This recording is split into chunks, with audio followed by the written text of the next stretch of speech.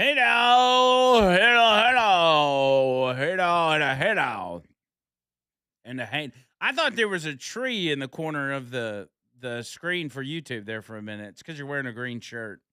Oh, yes. I decided to dress up and wear shorts, and it's very cold outside right now, very windy. It's cold.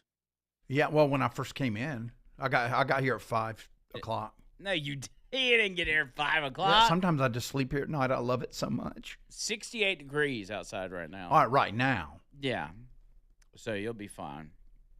But with that green shirt, yeah, you kind of look like a tree. I think that's what we should do. By the way, I think we should put some fake trees back here. Oh, that would be good. Well, Yeah. you know what? I'm sorry, but look at the time. I got to make like a tree and leave. I love that joke. Anyway. Oh, gosh. 205-545-9950 if you want to get in.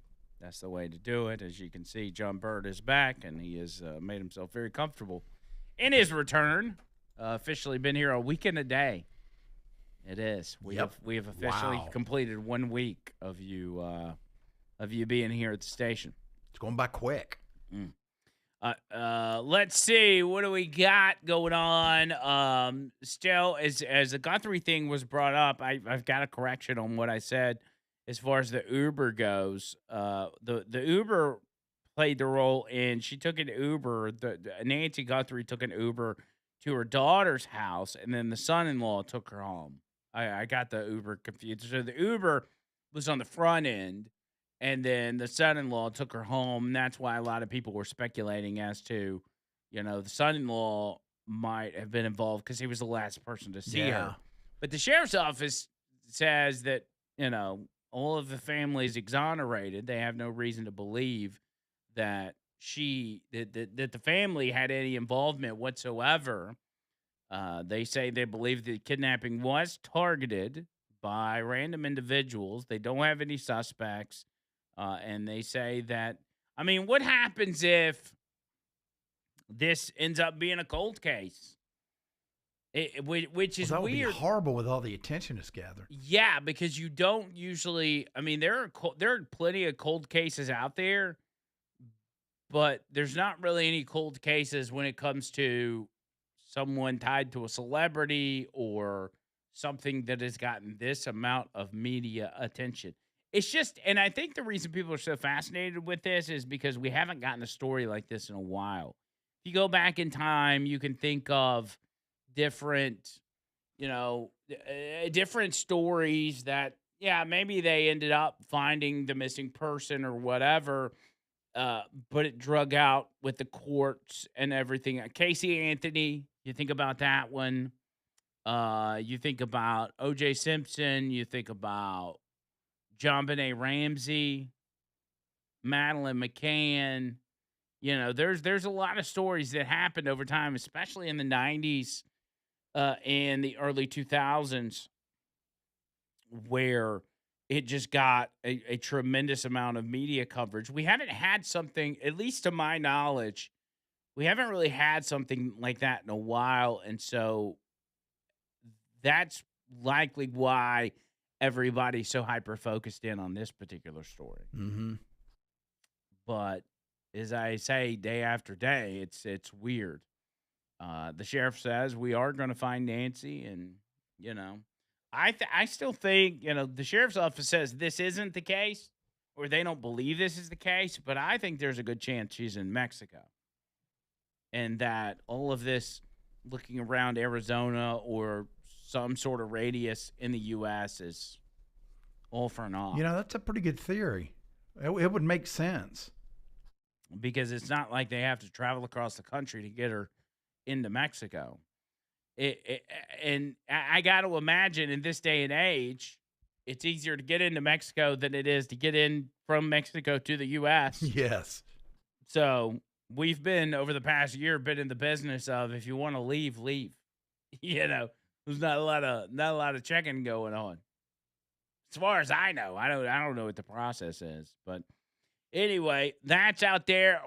Last hour we played Donald Trump giving a tribute to Rush Limbaugh, and to that point of Rush being a legend, Donald Trump himself is going to go down as a legend, where his name will be on the side of buildings on different places. The Florida House actually just passed a bill to rename the Palm Beach International Airport after Donald Trump. They want to call it the uh, President Donald J. Trump International Airport. I think that would be dope. And it would drive the left insane for Donald Trump to have his own airport. Oh yeah. The President Donald J. Trump International Airport. And look, I mean, look what he's done for Florida, at least that part of Florida, with Mar-a-Lago and everything else. There's no reason for him not to rename it. He's a president. I think some people forget that this guy's a president. And there is a level of respect that most people traditionally have given a president of the United States. That you say, okay, well, maybe he's not my party, or I don't necessarily like his policies, but he is the president. We'll show some sort of respect to the office itself. A lot of that's gone out the window for a lot of people. And I blame the vitriol of both the left and the right. I blame social media. I blame the flow of information, the flow of fake news for that. People just don't have any respect for the office of the president. And for some people, they have legitimate reasons. We don't have a lot of respect for a lot of government officials anymore because of what we now know about them. And with the corruption and everything else, and the Epsteins and the, whatever, you kind of take a step back and you look at the current state of politics or the government or officials within the government. And you're kind of like, well, these aren't good people. These are not, and I'm not talking about Trump, obviously. I'm talking more people in Congress. But you say to yourself, well, these aren't good people. Like, they're the slimiest of the slimy people, so why would I respect them because they're an elected official? Plus, there's just not a lot of respect in this world in general these days. People have lost that. But there's that. Also, yesterday, a man armed with a shotgun wearing a tactical vest was arrested near the front of the U.S. Capitol building. Oh, gosh. Yesterday. Unidentified gunman was arrested near west front of the Capitol building on Tuesday. The U.S. Capitol Police said our officers arrested a person with what appears to be a gun near the west front of the U.S. Capitol building. Please avoid the area. We will provide more information when new information is confirmed.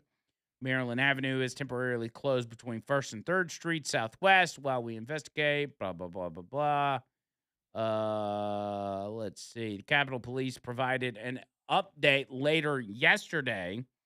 The man was armed with a shotgun and was wearing a tactical vest. They said a gentleman parked. He exited the vehicle with a shotgun and began running up towards the Capitol.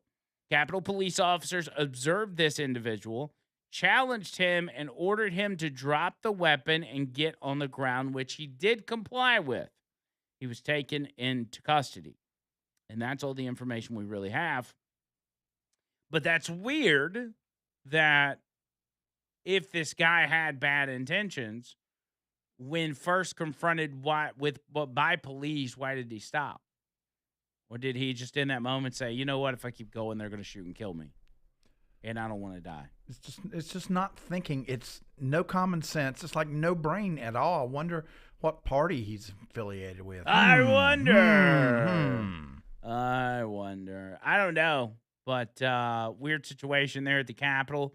Thankfully, it got handled, but who knows what route that could have taken. Also, U.S. forces striking 3 different drug boats yesterday, killing 11 narco terrorists. That puts us at 42, at least 42 drug boats that have been taken out thus far. At least 144 narco terrorists have been killed in the Eastern Pacific and the Caribbean Sea under Operation Southern Spear since September of 25. The videos that were released yesterday showed these 3 vessels being obliterated in fiery explosions. U.S. Southern Command said late on February 16th, this was 2 days ago, actually, and they just released it yesterday. At the direction of Southcom Commander General Francis Donovan, Joint Task Force Southern Spear conducted 3 lethal kinetic strikes on 3 vessels operated by designated terrorist organizations. Intelligence confirmed the vessels were transiting along known narco trafficking routes and were engaged in narco trafficking operations. 11 male narco terrorists were killed during these actions, 4 on the first vessel in the Eastern Pacific, 4 on the second vessel in the Eastern Pacific, and 3 on the third vessel in the Caribbean. No military forces were harmed. At least 6 drug boats have been taken out by U.S. forces since Nicolas Maduro was captured.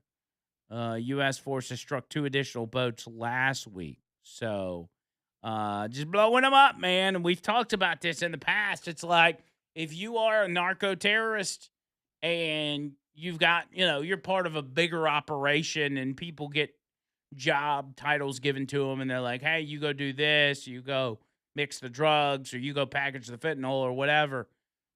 What do the guys say when they come up to, Pablo and they're like, hey, Pablo, we're going to have you running the ships today. We're going to have you driving the drug boats out in the Eastern Pacific. Is that okay? It's got to be difficult to find people now. Pablo's like, nah, I don't want to do senor. that. I don't really want to do that because we're going to get blown up. And then Pablo does it because he's working for the cartel. And if he tells the cartel no, they'll chop his head off. So he's just kind of in a lose-lose situation. He says, I know I'll get killed if I stay here because I told them no, or I could just take my chances and go out to sea and try to, and then they blow him up. So No, thank you. Listen, it's a tough time to be a narco terrorist. It's at the end of the day, it's just, it's not what you want to do. You may want to try to find another career. Maybe get into radio. Maybe become a producer. Now then your career will get blown up.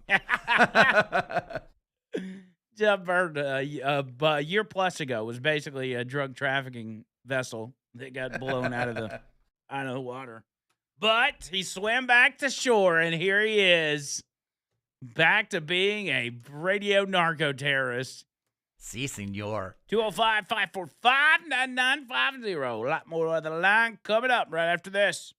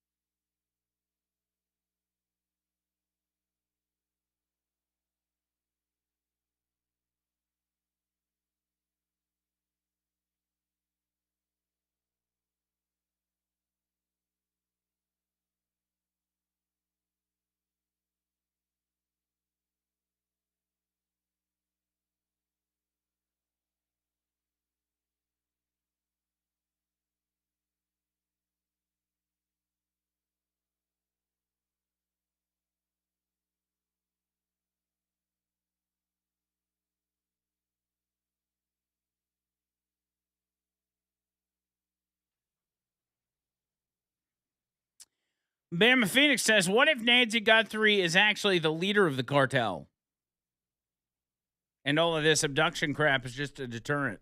Dang, that would be a good series. What if Nancy Guthrie just staged her own abduction so she could get back to producing and trafficking cocaine? That would be wild.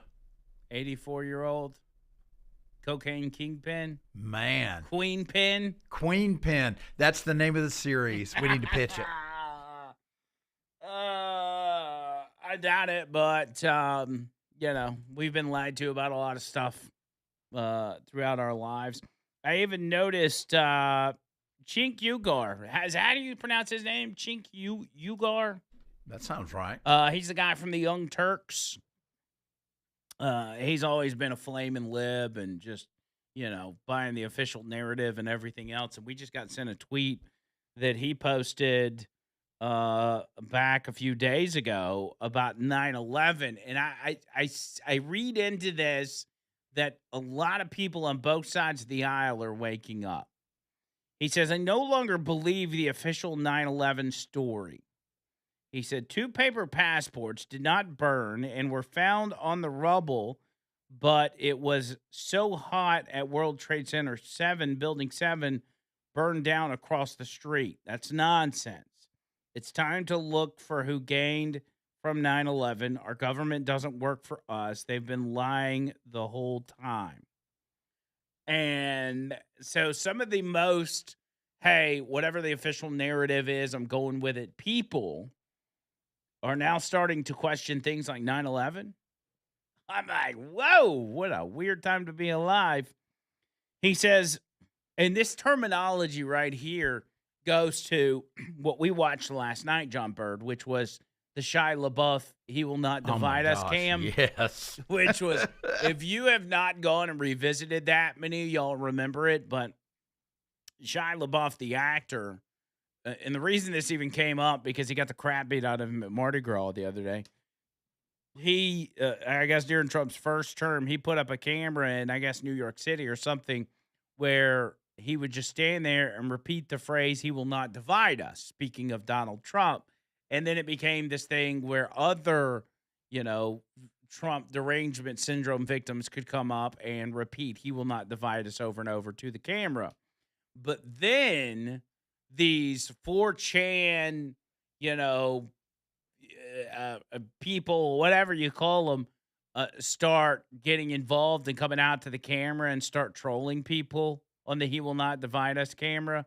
And it becomes this whole big thing. It's a fascinating story to watch, to where it even gets to. From what I remember, he ends up putting up a "He Will Not Divide Us" flag. He goes from people having the ability to come up to this camera and say, "He will not divide us," to where it turns into this big troll job by other people that are opposed to it. He ends up putting a flag up in the middle of nowhere. I don't know if it was in Arizona or Nevada or something. And he puts a camera on it. And remember, the camera is a 24-hour stream that you can watch online. It's just a live stream. And he puts a camera on it, but because people kept trolling him and kept messing with his project, he put a camera like it was on the ground or whatever, pointed up towards the sky to where the "He Will Not Divide Us" flag could be seen, and all you could see was that and the sky. Well, the 4chan people then proceed to, over the course of days and weeks, watch the constellation in the sky and the star patterns to figure out the exact coordinates of where the flag is, so they could then go to the flagpole and take the flag down and put something else up, like a Trump flag or whatever it was. It's fascinating story. But it reminds me of that last night because of the terminology that Chink uses in his follow-up tweets and his replies. He says, "To my normie friends who will be outraged by this, outraged by the fact that he no longer believes the official 9/11 story. My normie friends, we have been brainwashed by corporate media all our lives. They said that anything that isn't the official government story is a conspiracy theory only insane people believe, to gaslight you into never questioning the government. Why am I questioning this now?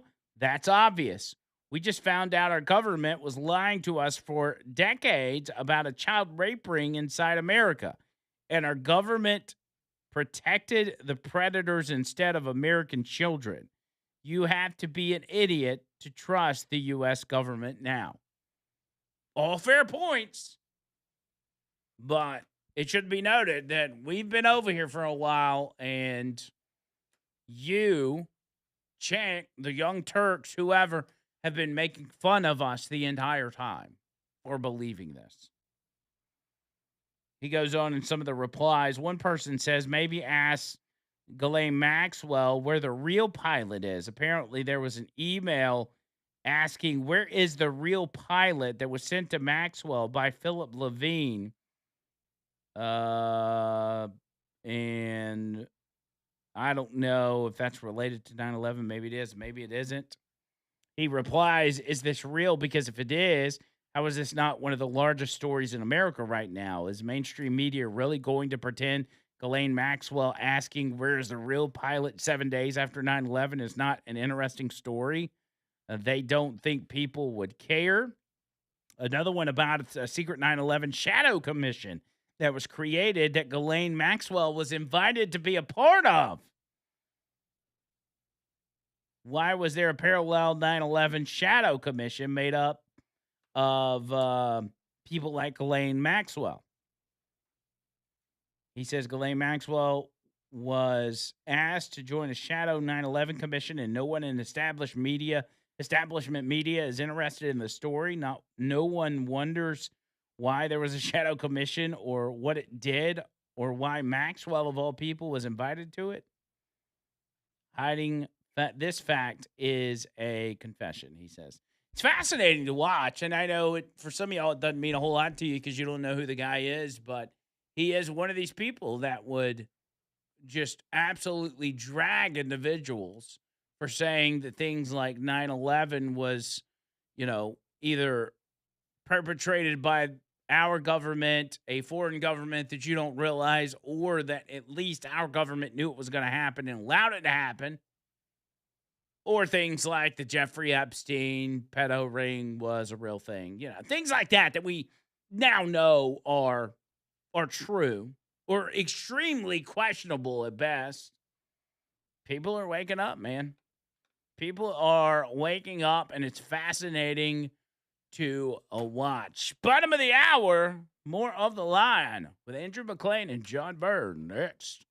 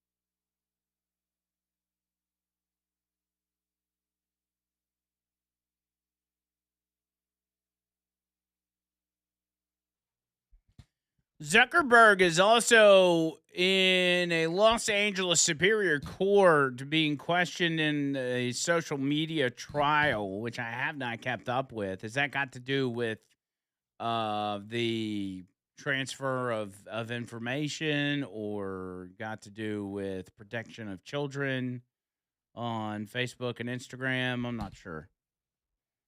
I'm not really in the business of keeping up with Zuckerberg.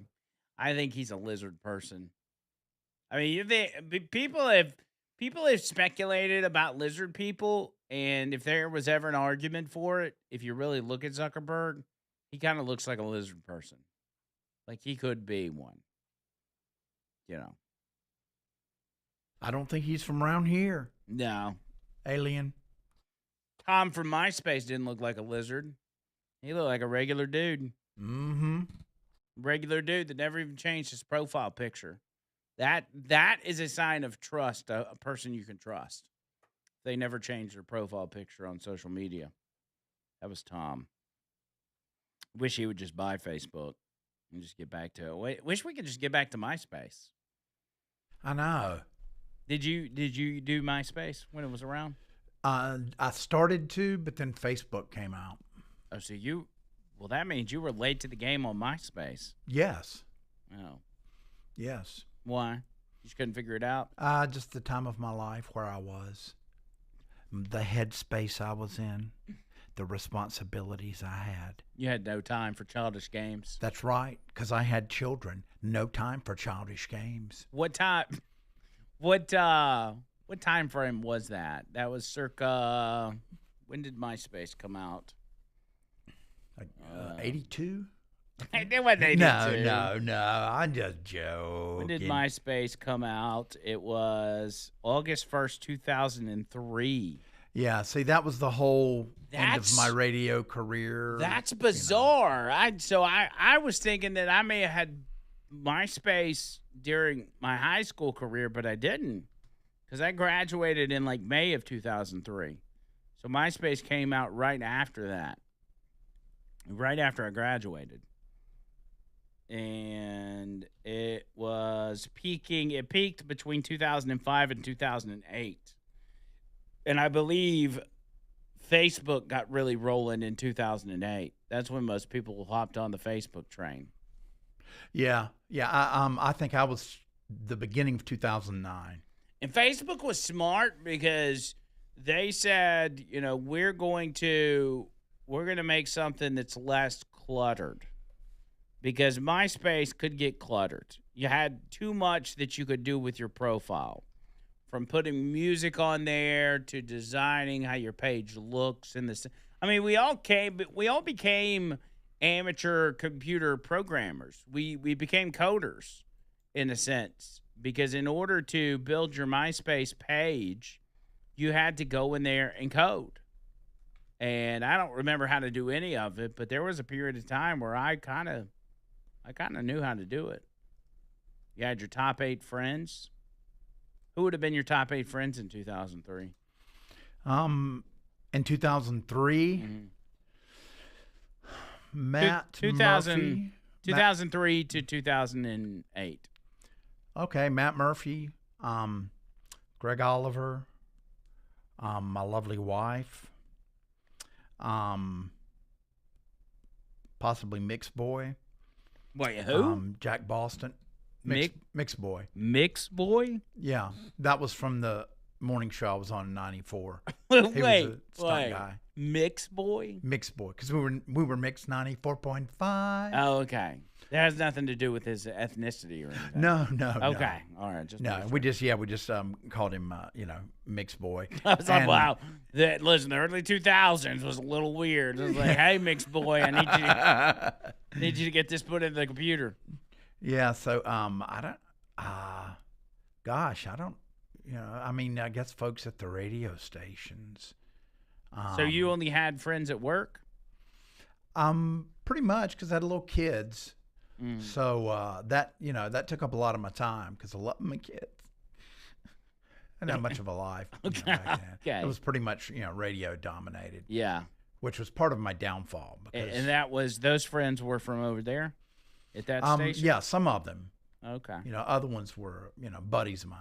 That Jack was Boston, my old partner. Well, that was back when you were Matt Murphy's boss. Mm-hmm. You can't be friends with your subordinates though. Oh, we used to have a blast. Yeah, it's not a good idea. Yeah. That's why it all went downhill for you. Yeah, probably so. No, I mean, let's not get into that.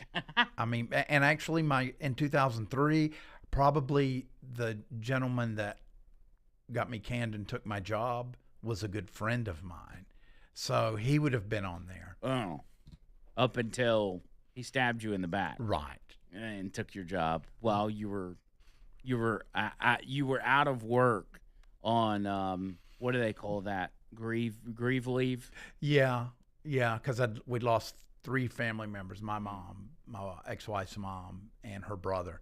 So it was 2004. That was a tough year. What a jerk! Yeah, they let me go right at the end of the year. By the way, I don't think that individual is in radio anymore. Probably not. I have, forgiven him and put him aside. Yeah, it's probably good. Yes. Enough of the John Bird psych evaluation, okay, dude? Listen, radio was weird back then. People got stabbed in the back. Yeah, it was a weird time. That's when corporate really started to dig in. The fun times of the 90s were, pretty much over. Yeah. And corporate took over. Mm-hmm. So was it, and I know we're doing John Bird story time here, but like back in the 90s, there weren't these corporate overlords. Was it more individually owned stations, or were the clusters just smaller? Yeah, the clusters were smaller. And then when I was working at the other station with Magic 96 and 103.7 The Q and all those guys, in like 98, 99, we were bought 4 separate times. I just really in 1 year? In 2 years, within a 2-year span. And I was just tired of going to the welcome meeting where they had like fruit on the table and all that. And it's like, things are going to be great. And then 6 months later, they were calling us back. And, and I was like, I need to get out of this before it turns south. Right. Not the best decision I made. Yeah, that's got to be. I've actually never had to deal with that, knock on wood. But I would imagine your company being purchased is over and over.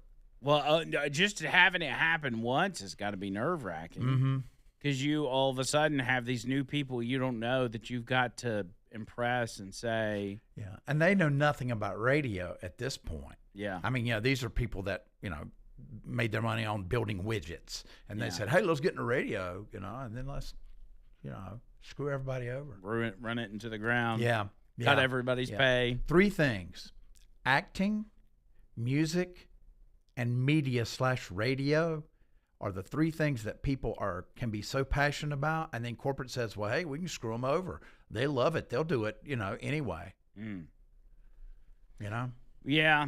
The thing is, though, I mean, in this day and age, you can, if you were to get booted, like back then, there was nowhere else to go.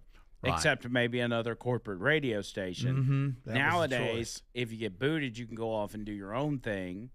Now, that doesn't mean it's going to be successful, but you can at least give it a shot. Yeah, that's when I started Birdworks Productions. Okay, so you even thought about that in advance, like well before the world of podcasting and everything else. You said, I'm going to take what I've been doing at these stations, and I'm just going to do it on the side. Which many people did. Yeah, I mean, and I kept the jingle business going ever since I had gotten there in 94, but then I decided to take it, full time. And I was doing parodies and business jingles and pretty much any kind of production, imaging. Well before AI came along, did all that for you. There's 2 things I don't want to talk about. Number 1 is grunge. Hootie and the Blowfish included. And number 2 is AI, even though I have an AI girlfriend now. Yeah. Well, she doesn't want you talking about any other AI. No. Yeah, better be careful. You be very careful with that. But yeah, what a weird time. What a weird time to be alive. Back in the day of MySpace and dial-up and chat rooms and oh man, everything else. Did you ever get into the chat room scene? No. I never got into that. Probably would have been less lonely if you'd have done that. I wasn't lonely. Well, I had my okay, lovely wife and 2 kids and a lot of friends. And at that time. people at work, people in Yeah. my church. I had, I mean, it was great. I was like 39. Man. 39, man. That would have been my age. Yeah. That's Man. crazy. I do often wonder what a 39-year-old John Bird would be like, or 30-year-old John Bird. I was very, very calm. But you and I probably wouldn't have gotten along back then. It'd have probably been like, this guy's kind of boring. Yeah, possibly so. I mean, I had the jingles and things that I poured my creative energy into. Yeah. And then the parodies I had, my comedy. Or I could have been like, this guy's boring, but he got potential. Probably throw a little, little autism on him, maybe a sprinkle of mental illness and depression and IBS, and he'd be great. Yeah, I was pretty good then. I was medicated, and I did okay. Oh, you were medicated back then. How long have you been medicated? For a long time. I would say probably 2000. 26 years. Yeah, but you got to remember I'm 62. Yeah. So that's only a portion of your life you've been medicated. Yeah. So most of my life I was like, oh my gosh, what's wrong with this guy? So two-thirds of your life you were not medicated but needed to be. Yes. And were an absolute animal. Yes. It's a wonder because you were, call it straight edge or whatever. You were as a aspiring musician. You were not out there living the rock star lifestyle. You were not out there drinking and doing drugs. No, and very else. serious about it. And that's bizarre to me.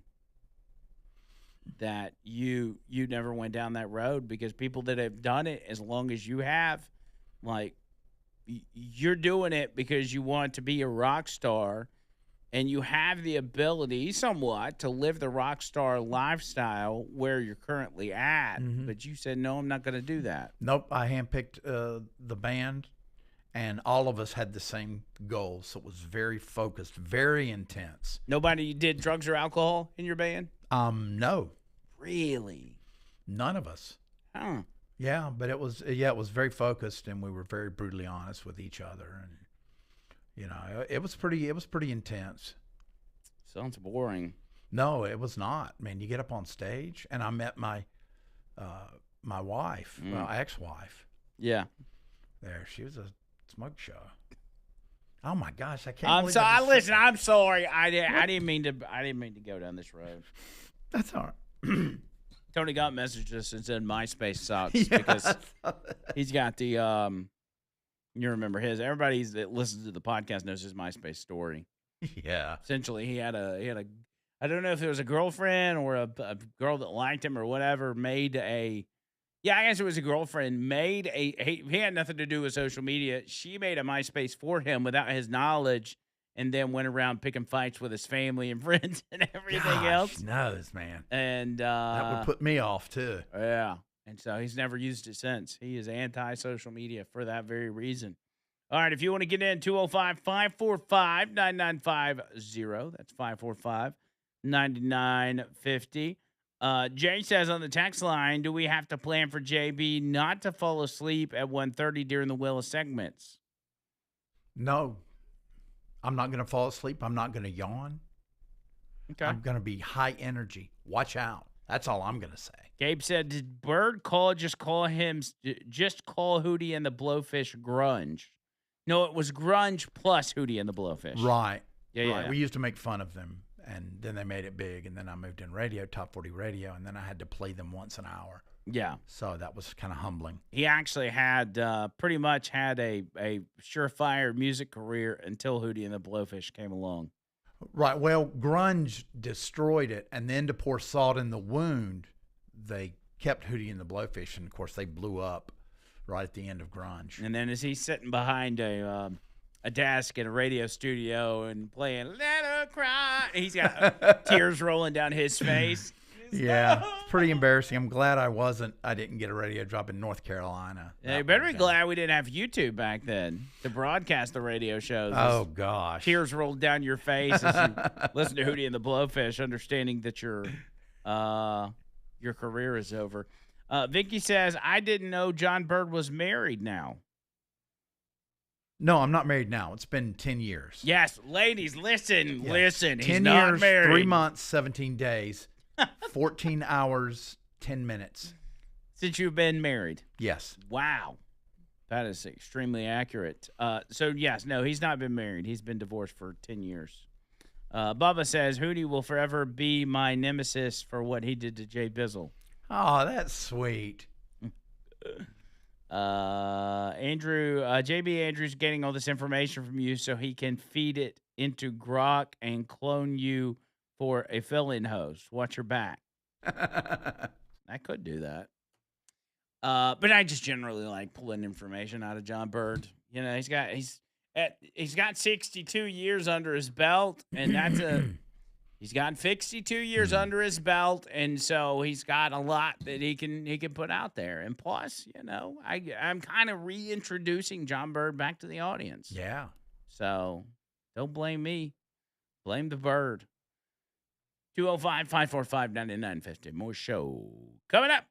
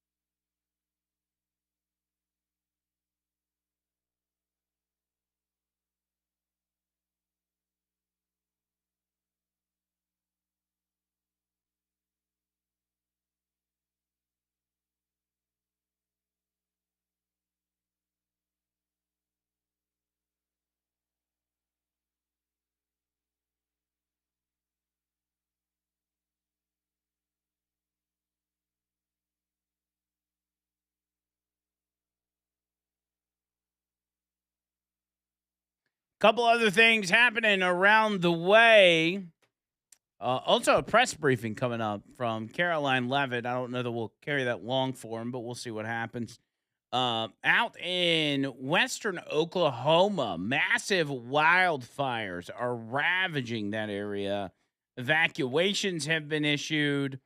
Um, they've spread across western Oklahoma amid high winds, prompted authorities to issue evacuation orders. One of many wildfires to break out began southwest of Woodward, Oklahoma, and due to high winds reaching nearly 60 miles an hour, the blaze quickly spread into residential neighborhoods. The high winds have prevented firefighting aircraft from assisting in putting out the blaze, making it difficult for firefighters to slow the fire spread. Woodward's emergency management director, in a statement, shared, quote, evacuation orders cover neighborhoods south of U.S. Highway 412 and west of 13th Street. Nursing homes in that zone were also evacuated. Uh, crazy footage out of this. Per Fox Weather, a new wildfire has broken out in the vicinity of Woodward and is spreading rapidly. Additionally, multiple Kansas towns, including Inglewood, Herndon, and Ashland, were also evacuated as another fire approached the Kansas state line. According to Oklahoma Forestry Services, the Ranger Road fire is approximately 15,000 acres and is spreading rapidly. Local fire departments, county resources, and multiple state agencies are assisting as the wildfire crosses over into Kansas. Aviation resources were requested, however, wind speeds and gusts prohibit aviation operations over the fire at this time, blah, blah, blah, blah, blah.